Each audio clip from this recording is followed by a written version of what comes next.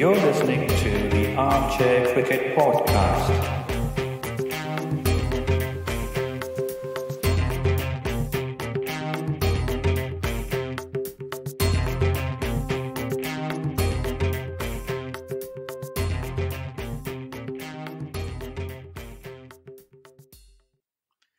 Hello, everyone.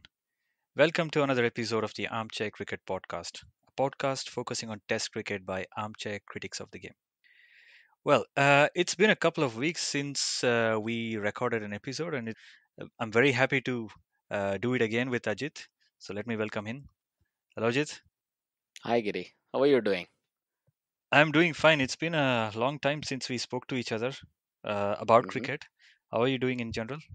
Well, things are good in terms of how Corona is, let's say, progressing in the Netherlands. I think we've got a bit Hmm. of a handle here. It looks like if you look at the Mm. trends from the last 15 days or so.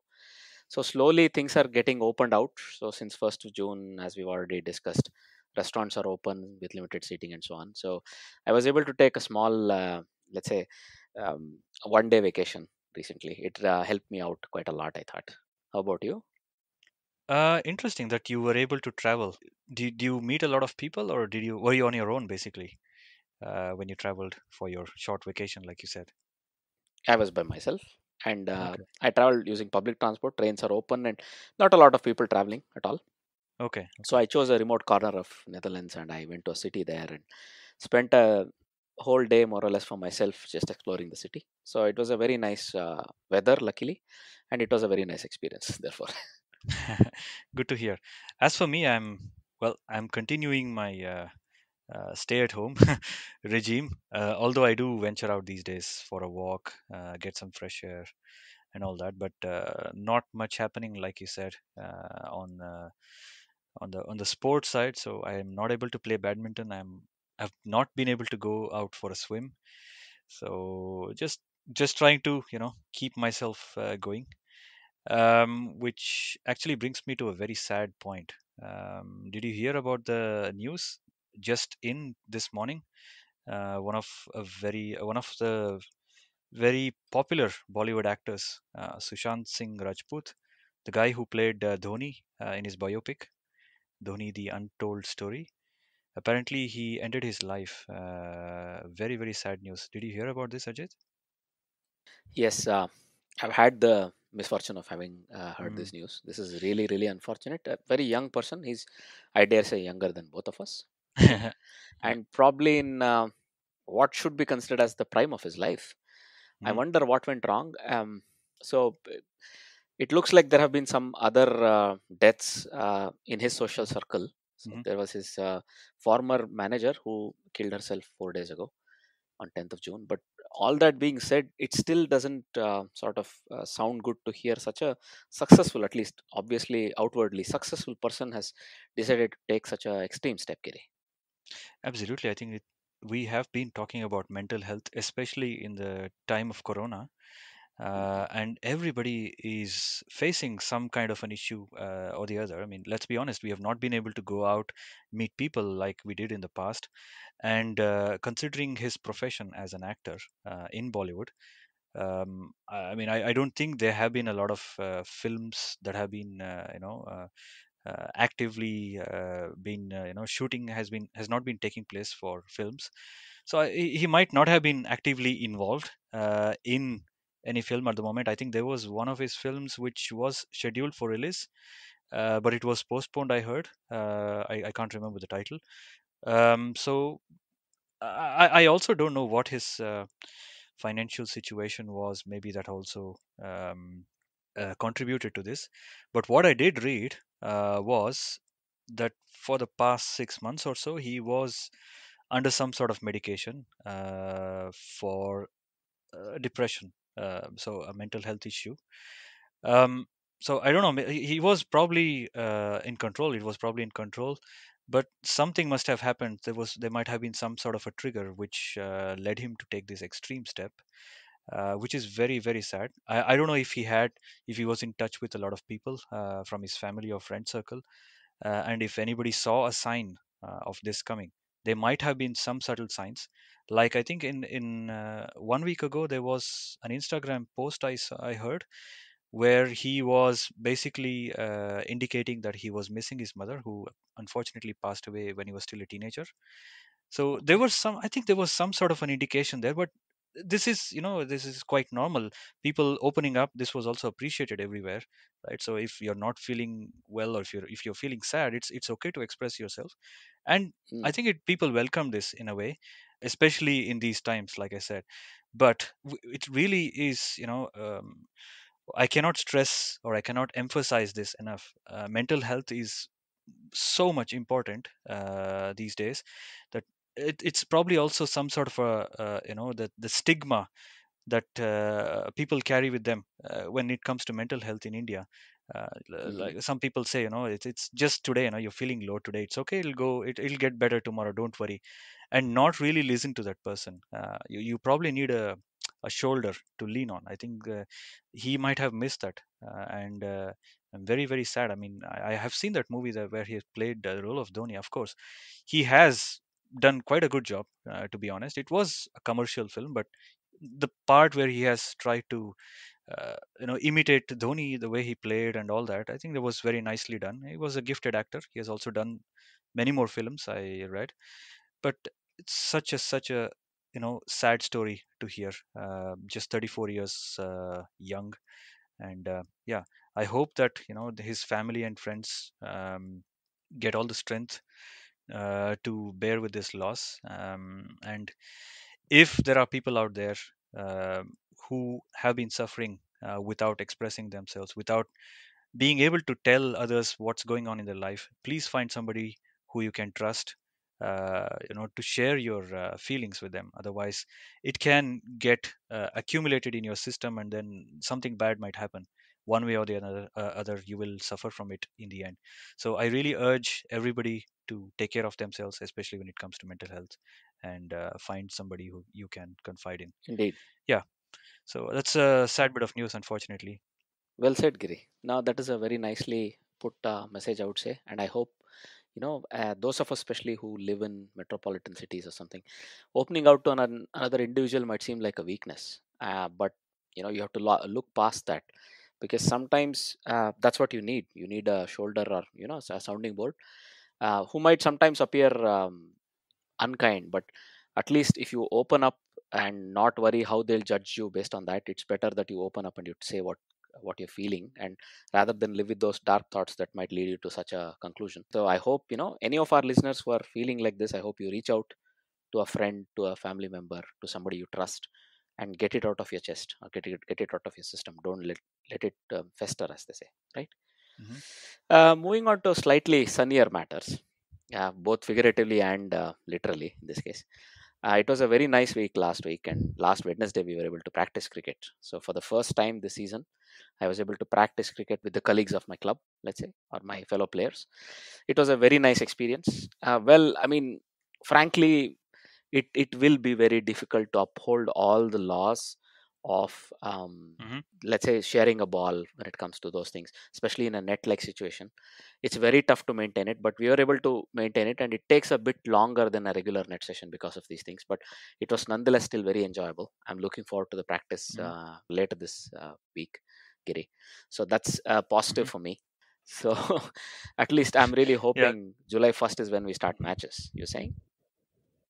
Did you also have to share a separate set of balls? Because I know you're a leg break bowler, so did you have to share your own set of, or did you have to use your own set of balls? Yeah, Sorry. yeah, yeah. We each Ah, took our okay. own ball, Hmm. and the agreement was that the usually if the batsman defends the ball, he would usually bend and pick it up and give it to you or something like this, right? So because it's a net.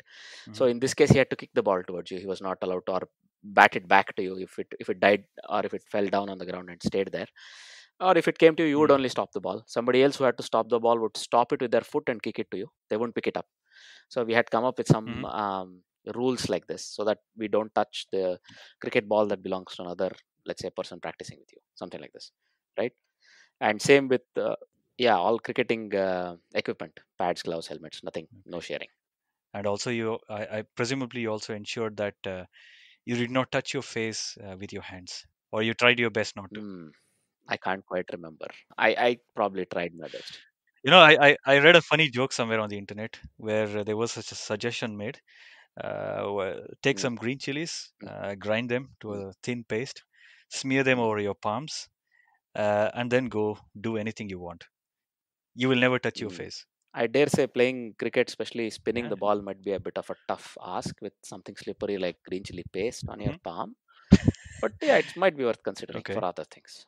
Yeah, indeed. Yeah. Now that was just a joke, but it's good to hear finally that you have been able to play some Hmm. sort of cricket. So well done to you guys. Keep it going. Right. No, I really, really look forward to keep going, and I hope we have more, at least increasing duration of practice, and then eventually matches. So, with the matches again, something to work out. Where would the umpire stand? Because this umpire would normally be in proximity of the non-striking batsman as well as a bowler who runs in. So, this is also something we are still trying to work out. How far away from the wickets, behind the wicket, can the umpire stand when judging? This is something they're still Hmm. trying to work out, and Hmm. whether the bowlers run up have to be always angled in. You can't run in straight next to the bowler umpire, because you're always in chance of sort of coming in contact with him. So they're trying 5 yards away, 10 yards away, 15 yards away. They're trying to see. At least in a club cricket scenario, it's very tough. The keeper will have to be back. We have decided the keeper has to stand 5 yards back from the wicket. Keeper can't stand up to the wicket even for a spinner.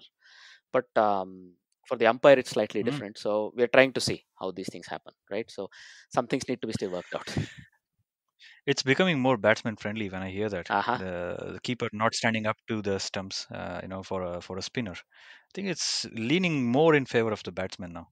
Oh yeah, this is a very good Mhm. point you brought up, because we've heard a lot of people making appeals. A lot of ex-cricketers, a lot of people who have played international cricket, like Tendulkar came up with a suggestion, if possible, you develop a wax with which you can shine. Also, he suggested maybe change the ball more sooner, every 50 overs instead of 80 overs in a test match like scenario, so that the ball remains fresh and the challenge between bat and ball remains. Lisa Stalekar, the former Australian captain, also made such a appeal. Mhm. Many international cricketers and well-known ex and current cricketers have made such a similar appeal, right? Don't Mm. let this affect the balance. It's already skewed towards batsmen. Don't let it Mhm. become even more skewed, they're saying. Now, moving on, if you were to look at, well, the first thing we can definitely talk about is the good news that England have confirmed the West Indian test itinerary to start from 9th July, right? So it'll be three back-to-back tests: 8 to 12 July in Southampton, 16 to 28 July in Old Trafford, and 24 to 28 July in Old Trafford as well. And also, the other good news on this front is that West Indian cricket team has arrived in England. So they are currently under quarantine, and they've actually landed on English shores and are currently, observing a quarantine, after which they'll start practice, Giri. That's fantastic. So finally, this is happening. So England is going to start their summer, kickstart this summer with this three Test series, and we as Test cricket fans, you know how Hmm. much we are waiting for this. Some Indeed. form of cricket, not just Test cricket. So this is really fantastic news. Look forward to watching this live if time permits. Indeed. At least listening to it live, I hope. We have Yeah. our alternative cricket commentary channels like Guerrilla Cricket. I hope they're also chomping at the bit to cover this cricket, right? Hmm. I don't know if Hmm. Test match special will be made available, but I would rather switch to Guerrilla Cricket in any case, right? I'm so Hmm. used to them. Hmm. The other thing, unfortunately, it brings a small, dip. This news that Darren Bravo, Shimron Hetmyer, and Kimo Powell have decided to pull out of the tour. So they were initially named in the West Indian touring party, but they have decided to not tour UK for various personal reasons. So this Hmm. seems like a bit of a blow, but then given the circumstances, I think it's understandable, right? Yeah, I think only Hetmyer. I see Hetmyer as a future, and it's sad to see him not play. But Hmm. Darren Bravo, yeah, but Darren Bravo is, yeah, I think he's also there. He's their most experienced batsman, right? So Right. in that lineup at least, so that's also going to be a big miss for them. But Kimo Paul is an up and coming all rounder. Hmm. They might play Alzari Joseph. I don't know if Alzari Joseph is also in the squad. So, um, but yeah, I Yeah. mean it's a bit of a blow, yeah. All But right. it doesn't matter. I don't care who is playing. Even if they field a school team, I will go and watch, or I'll follow that. Doesn't matter. We have some kind of cricket, so that's good. Well, I mean, as we spoke earlier a little bit, you have to be careful with the balance, and that the balance Mm, between the bat and ball doesn't go away, and certain teams don't end up, mm, fielding a little bit of a lower strength team. But in this case, those three can indeed be substituted. But mhm, Bravo was probably more. it's a danger for his own career, I would say. Alzari Joseph will play in place of Kimo Paul, so yeah, that's a good thing. And Kimo Paul and Shimron Hetmyer indeed have time on their side. Bravo probably doesn't, but then needs must. If you don't feel comfortable, staying away from your family in such and such a time, and if it does indeed affect you mentally, right? So it's better you stay with your family and feel safe and make sure they're safe rather than be thousands of kilometers away and then don't know which way it's going to go. I'm sure we both have such a similar experience in our real life as well, right, Giri? Yeah. It's absolutely important to have that clarity that you're going to go or you're not going to go. So if you have that Indeed. clarity and then you've made a decision, you should be fully supported, no matter what. Agreed. It's also refreshing to know that the West Indies Cricket Board have basically agreed and then said it's okay, no problem. We're going to go without you. Indeed. And they have been told, it did not affect their career prospects in a very adverse manner. Exactly. So that's also a very good thing to hear. Now, staying in the Caribbean region, CPL have submitted a proposal to stage the entire tournament in Trinidad and Tobago. So they have basically made this proposal to the Prime Minister of Trinidad and Tobago, Keith Rowley, and they're awaiting a ratification or a confirmation because they'll need a lot of support from the government, right? Yeah, I mean, I don't know. I mean, this is still up for discussion, right? So this will probably be the first T20 tournament that will happen during the Corona time. So, and if it does, it might pave way for more such tournaments, especially IPL. Well, Yeah. I mean, Well, you know what? Let's discuss that right now. So, uh, we have just read it need not be CPL that is the first T20 tournament in the post-Corona era, Giri. So, given all things falling in place, that T20 World Cup in Australia might get postponed, and the Asia Cup might get postponed, which are both supposed to be held in September, October. There is a high likelihood IPL 2020 might be hosted in September, October season in the Indian subcontinent. So where it will be hosted is again a challenge. So whether it will be in a place like Sri Lanka or Emirates, both of whom have actually offered to host it, right, in a contained manner, or in the Indian subcontinent, for example, in India, maybe in a limited number of venues, maybe 3, maybe 4, right? So this is the other option. So at least BCCI President Ganguly has put it out in a letter to the state boards, that is the province level cricket boards in India, saying that they're really considering this. This is a real option for them because I think it also has an impact on the season, the Ranji season that is supposed to follow. So they're already thinking about it. So that means there is a high likelihood the IPL might happen in 2020. What are your thoughts then? Well, I think it will be a challenge to hold it in India, considering the numbers we have been seeing. I think we have crossed more than 300,000 cases in India now, although the recovery rate has been good and the number of fatalities is also not that high. But I think we spoke about this offline about a community spread that is now happening in India and it might continue for some more time. Right. So it remains to be seen. So I think they will do a wait and watch policy, use that like they've been doing so far. But it will be a bit difficult to hold it in September. I think September, in my opinion, at least might be a bit too early. Although the option of holding it in the Emirates or in Sri Lanka might actually be okay because both of them are small countries, and the amount of traveling that you might need to do, that might be a bit less. So if you were to hold it in India and you have to travel from one city to the other, you have to get into a flight, you have to basically get out of a hotel, travel again, and all that. You can avoid that if you play in those smaller countries. So that might be an option. They have already held IPL in South Africa way back. I think it was in 2008 or 2009. I can't remember. So that has happened once. So why not? But yeah, I think that happening in India might not be so soon anyway. But it's an option anyway. Wherever it's played, it's still IPL, right? Right. Now it was also once held in Emirates, I think 2014, if I'm not wrong. That was also the election year. So I would say, yeah, these are all likelihoods. And in any case, all of this will really depend on the T20 World Cup being truly deferred. So this decision has not yet been arrived at. So in the meeting that ICC conducted recently, they have come up with a decision to actually postpone taking the decision to July because they are not yet sure. So it's a bit of it's a bit of a disappointment really because it's late enough. I would say June is late enough because then you would have to take the decision in July, and it gives only about a 6-8 week turnaround time for at least Cricket Australia. So based on that, it looks like it might be a postponement. right? But then in their Mm. other meeting, they did a couple of other important decisions at least. So they have on an interim basis ratified two of the recommendation, right? The cricket committee that we had discussed in the last episode. So one is that no saliva usage for Mhm. shining the ball. Sweat is allowed. This is one thing. The other decision that they have come up with is a COVID-19 substitute, right? At least in test cricket. Mhm. So these two they have already ratified on a temporary basis. These are important ones.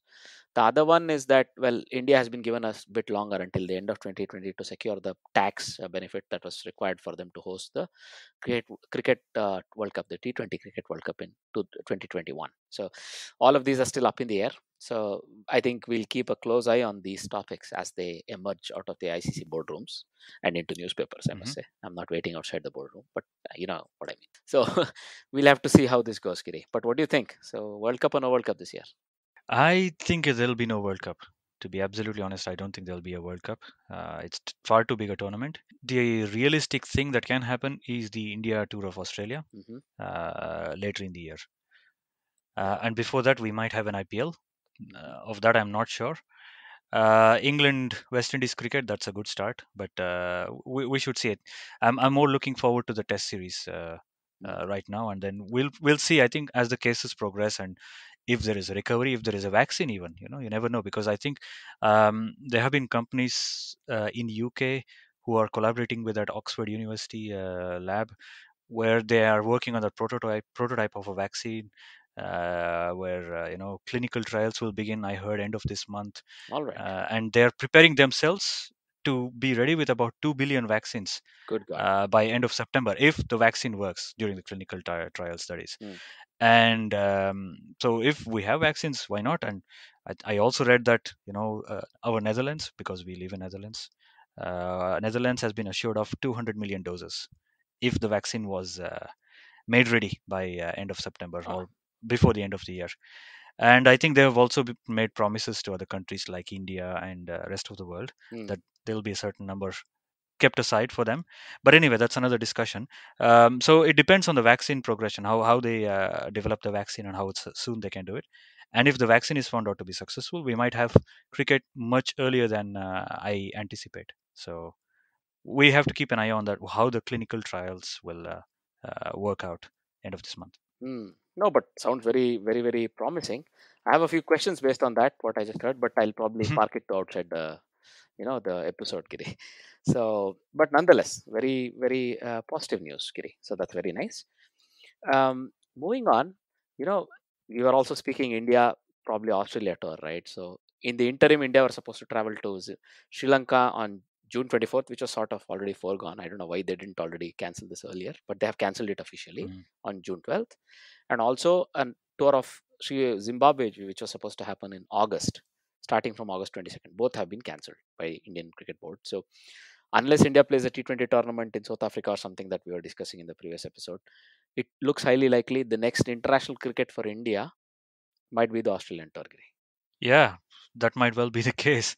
And this actually brings me to the point of keeping the players in good condition. I don't know if the players need to prepare themselves, they will have to start some sort of a camp, right? Like at the NCA that they normally do. And how long will that camp take place? And will it start immediately or will they wait for a few more weeks or a few more months? Mm, Providing there is no IPL. If there is no IPL, they will have to do it much later. But how do players keep in shape? So that's probably another discussion. But it's also a bit of a challenge for everybody right now. Nobody has seen anything like this in ever before, and we are all trying to figure out on the go. So we'll see. indeed. It's tough that sometimes when life becomes priority, sport takes a backseat, right? We've discussed this, but in this Mm. case, most sports people, elite sports people, are very highly motivated, and they can keep, let's say, training nonetheless because that's their daily bread and butter, as they say.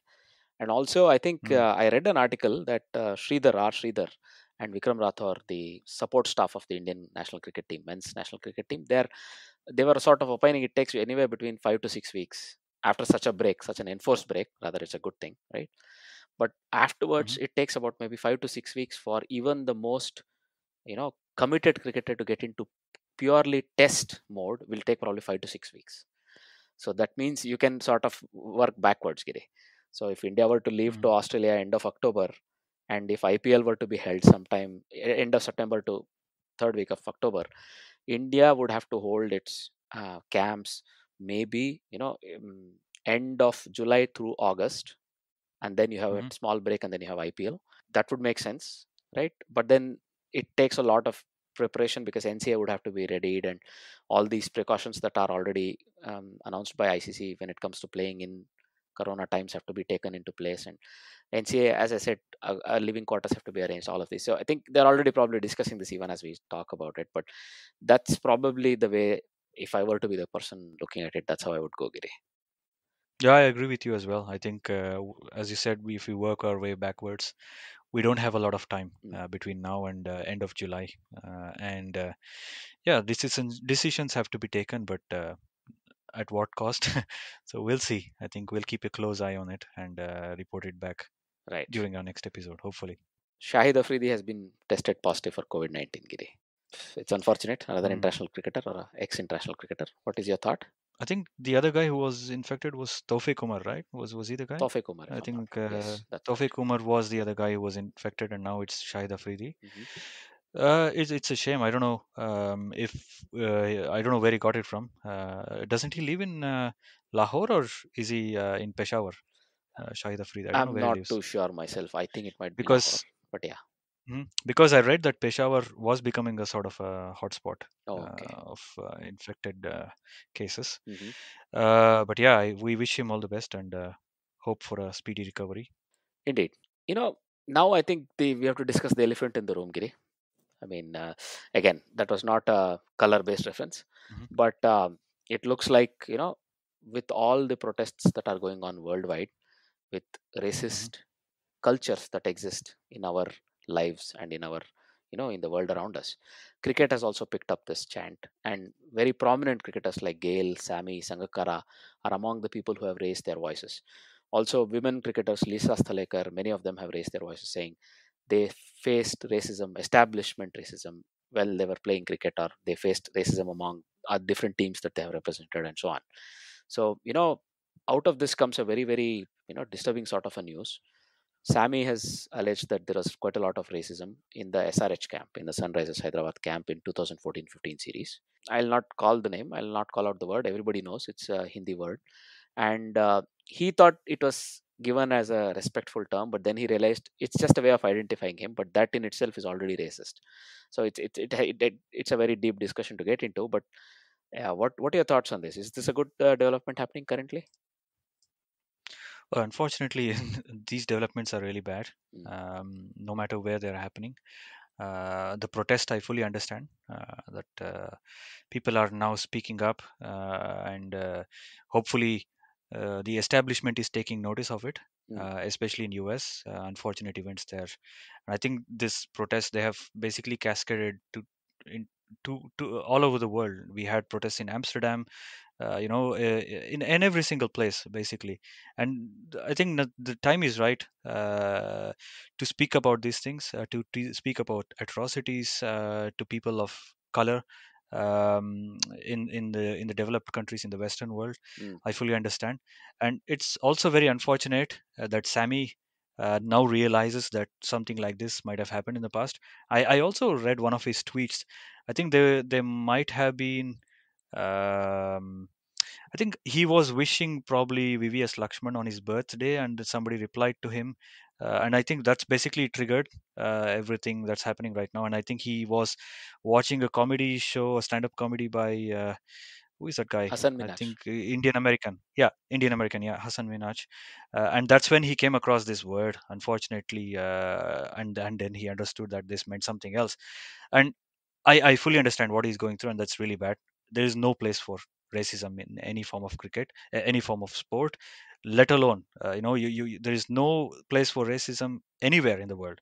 We should not even be talking about color. We should treat everybody equally. What has happened is in the past, I know, and we still need to talk about it.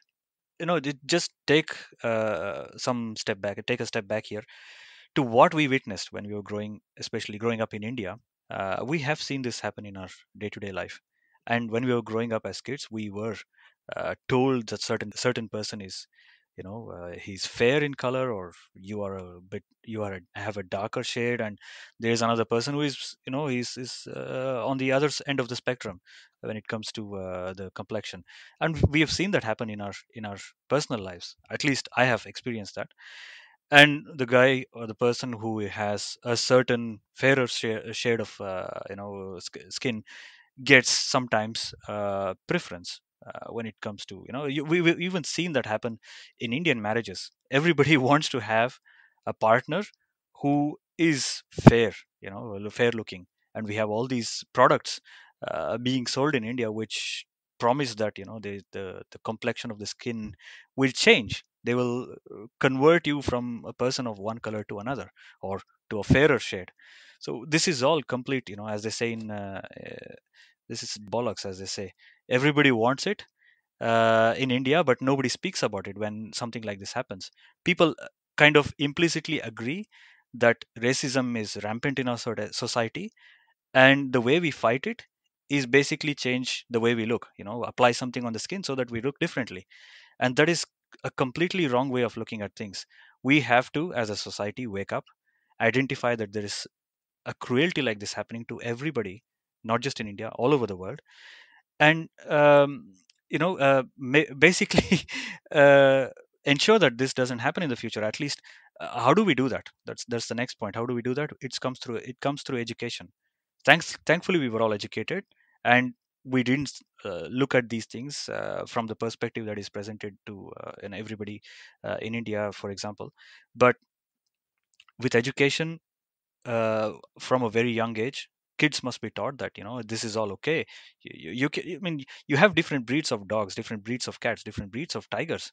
White tiger, Sundarban tiger, Bengal tiger, all these things. So it's also okay to have people who look differently, and they should not be discriminated based on the color of their skin, especially. So these things should be educated to people from a very young age, and hopefully this starts a new revolution, just like it did back in the mid 20th century with Martin Luther King Mm, in the US, mm. right? So I think this will start a new movement, and hopefully it has already begun, and we will see the whole world progress towards a better society when it comes to inclusivity, right? So that is very important. I think it's essential that these protests happen, but it's also very unfortunate that the protests are now becoming violent, and there is property damage and vilification of innocent people. And I saw this morning on the news that some people were uh, urinating on certain important monuments, Oh, and that doesn't make sense, right? This is actually in central London. right. But I think this is things are getting out of hand. To stop or to conclude my rant, what I in the end want to say is there is no place for racial discrimination on this planet. It should stop, and hopefully this movement will take us in the right direction, where we live in a fairer society. No pun intended. I mean fair in every sense. Yeah, I totally agree with you there. Um, just a couple of my thoughts. One, Sure. there is a beautiful article written by Sambit Bal and the staff of Cricinfo, where he highlights all of these, how in an South Asian society, how this sort of a color-based racism is so ingrained, and we don't even realize we we sort of do it on a day-to-day basis, right? This one is a very good article. It can open your eyes, if because Mm, it comes down to every individual then looking at himself or herself or themselves, mm, and then going through their own words and the way they behave and how they talk to certain individuals, and then understanding that some of it is probably racist, because it's just what you do normally and you don't realize it actually has a racist background or something. So it's about coming up and understanding that, and then eliminating it out of your life. So this has to happen at a very active level within the society, and people have to just sort of look at their own words, their behavior, and weed the things that appear racist out of it, right? So this is what I can say.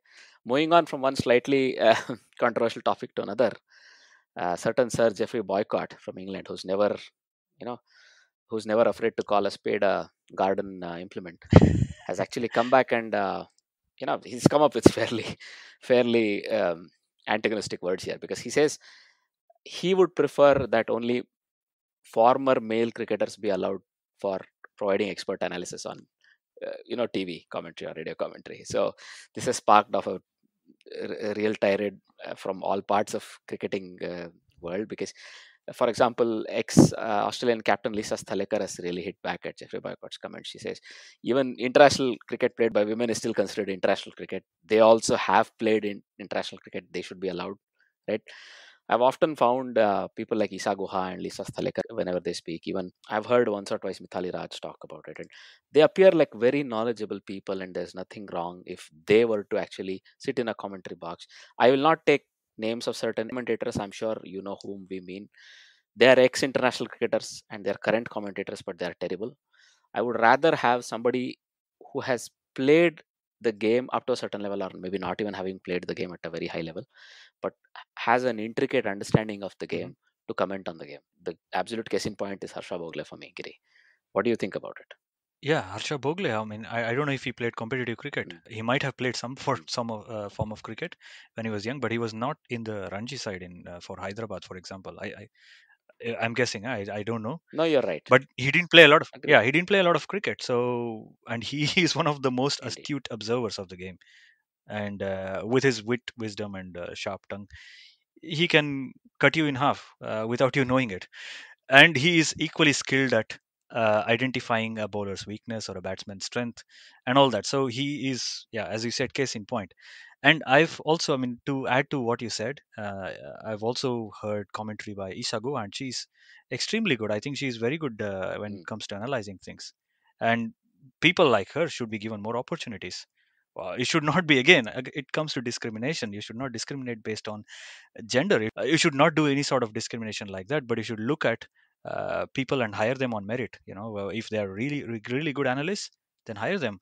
It shouldn't matter whether you're a man or a woman, right? So I think Sir Jeffrey Boycott may have, spoken a bit too much on this occasion, but yeah, he's outspoken. We all know that. Maybe it's time for him to, quieten a little bit. Keep it to himself. Keep all these things to himself, especially in these times. Nah, it has been as such that BBC has not renewed his contract with Test Match Special for the upcoming couple of seasons. So that seems like that he's almost 80, Mhm. right? So it's time for him to retire and sit at home. See, I would only say his comments need to be treated with that respect you would give to your grandfather's comments or grandmother's comments, somebody from that generation, and nothing more. There will be a certain amount of antagonistic nature to that, Yeah. and this guy never as they say, if he saw a hornet's nest he would probably take the stick and go towards it. So it's okay. Yeah. That's what I would say. So yeah, time for him to probably retire and enjoy the retirement. Yeah. So moving on, it looks like Cricket South Africa is not able to clear house. Tabang Moro, who was the former chief executive, who's been suspended with pay since December. There has been no action. There has been a disciplinary committee that's been running. There is a acting chief executive, so they're running the cost of the disciplinary committee. They are paying the ex or soon to be ex chief executive, and they're paying an interim chief executive. So all three are concurrently running. So he's just been drawing his salary for the last 6-8 months and sitting at home. The new chief executive is working. So basically, they're trying to get him to quit, and it's not happening. So they've instituted a committee to look into it, and all of these are running parallelly. So this has given a lot of pain to South African Cricketers Association, looks like, and they're saying you have set a deadline, you're continually postponing it. This means a lot of money is lost.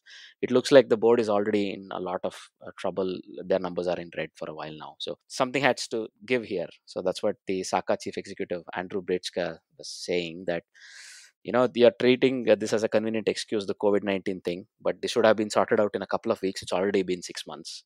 What's going on, and so on and so on. So it's an interesting article. I'll not go into it, but all in all, it looks like there's a little bit of entrenchment Mm. from Mr. Moro's supporters, and somehow they have to be rooted out. Otherwise, it's going to take a lot more time, and it's going to cost South African cricket a lot more money. Mm. And in another rather sad news, Vasant Raiji, who was exactly 100, a centurion, has passed away. He was the oldest surviving first-class cricketer in India. He had played towards the beginning of Second World War and a little bit after that, and he basically lived as a cricket analyst, and he wrote books and cricket historian as well. So yeah, we would offer condolences to his family, but I think he's lived very well. He's lived up to 100, and his memory will be it's a good guiding light for those who played cricket or who will be playing cricket. So it's a sad thing, but we hope he rests in peace wherever he is. moving on, in a couple of nice uplifting news, Yunus Khan has been appointed Pakistan batting coach. Former Pakistan captain Yunus Khan, who's probably also very successful in his England sojourns, has been named as a batting coach. So he adds a lot of weight to a very very knowledgeable Pakistan dressing room, Giri. So you have Misbahul Haq as the head coach, you have Waqar Yunus as the bowling coach, and you have Yunus Khan as the batting coach. And wait for it, when they land in England, they have Mushtaq Ahmed waiting to be the spin coach. What do you say about this? Yeah, it looks very good on paper. Fantastic lineup they have. Right? And I think Yunus Khan, I think there was no better person than Yunus Khan. I think he was one of the best test batsmen they had of the previous generation. Hmm. And Hmm. he's also equally technically very good. And he knows a thing or two about batting for sure. Indeed. And I've also seen a couple of his interviews. I think Shoaib Akhtar on his YouTube channel, I think he had an interview of him, and heard some insightful things when he spoke.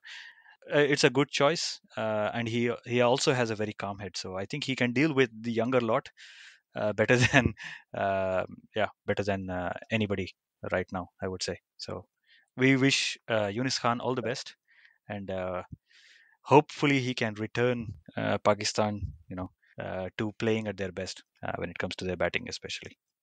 Indeed. And, good batting will definitely be a requirement. They always have good Yeah, bowlers, no yeah, doubt, yeah. for succeeding in England. So it's going to be an interesting tournament, or an interesting test series coming up in England, Mhm. right? So they'll be playing in England after West Indians are done. So it's going to be a very interesting tour. I dare say this is one of the best locally sourced coaching setup that Pakistan Cricket Board could have come up with. This is very good. From that, onto some little bit of a faux pas. So it looks like 5 leading Indian cricketers have received NADA notices. So NADA is National Anti-Doping Agency, which always keeps track of where cricketers were at any given point in time, and there are always spot tests that they have to submit themselves to.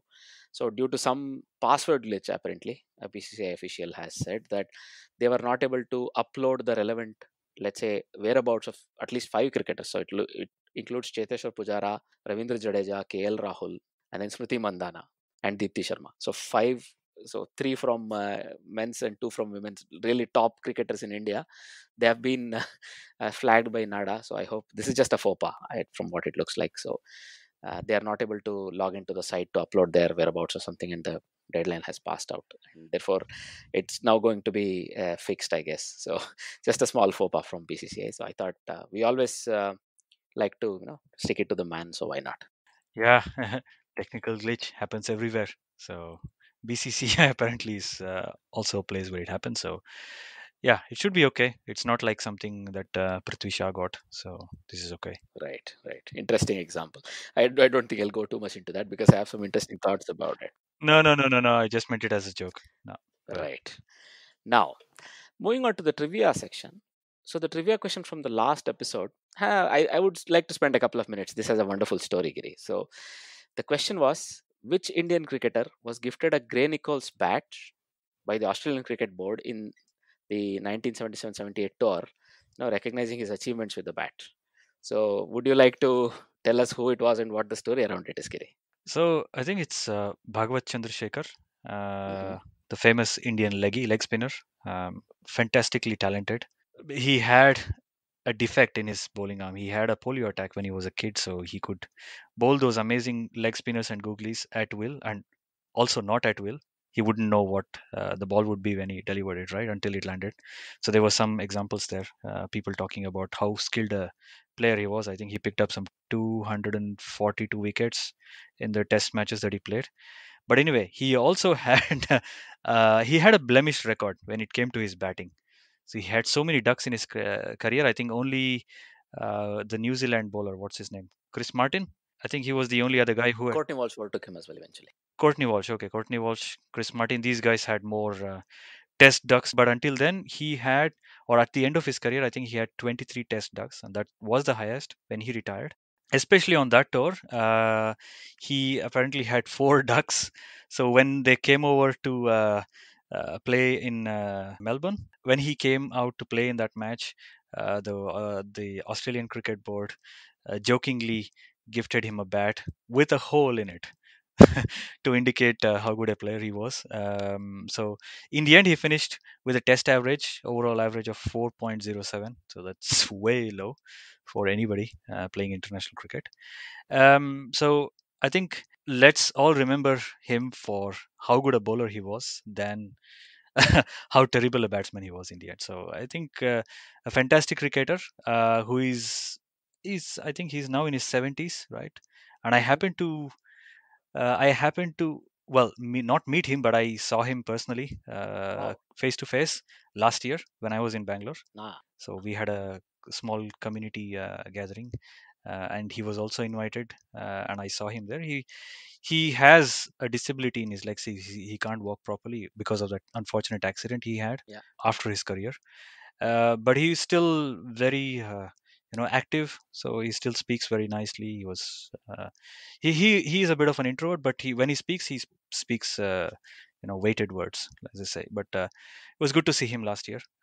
So yeah, so we all remember Anil Kumble, but I think before Anil Kumble there was B.S. Chandrasekhar, the one and only leg spinner who was so successful in Test cricket for India. Indeed. Yeah, he was really not known for his batting. There are no two ways around it. And I think times have changed. You know, back then it was acceptable that he would be given a bat with a hole in it and everybody would laugh.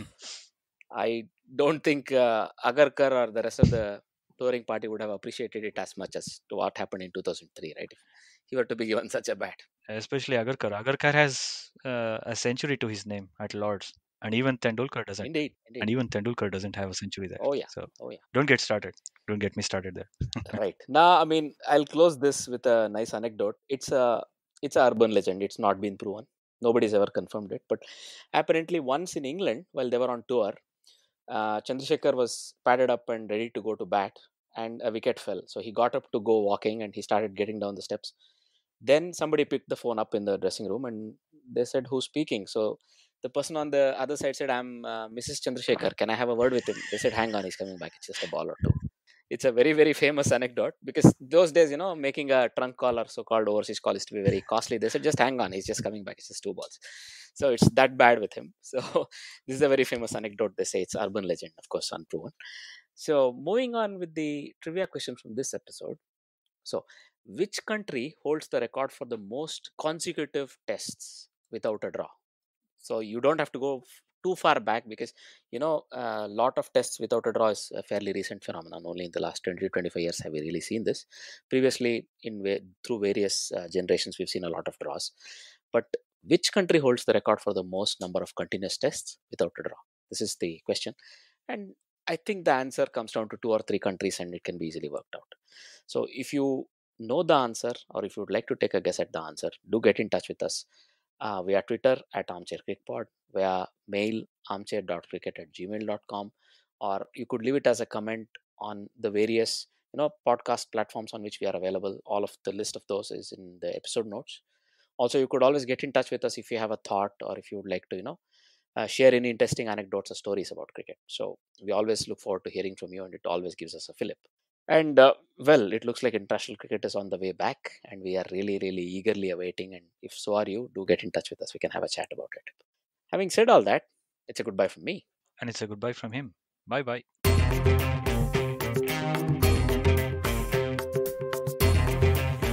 You're listening to the Armchair Cricket Podcast.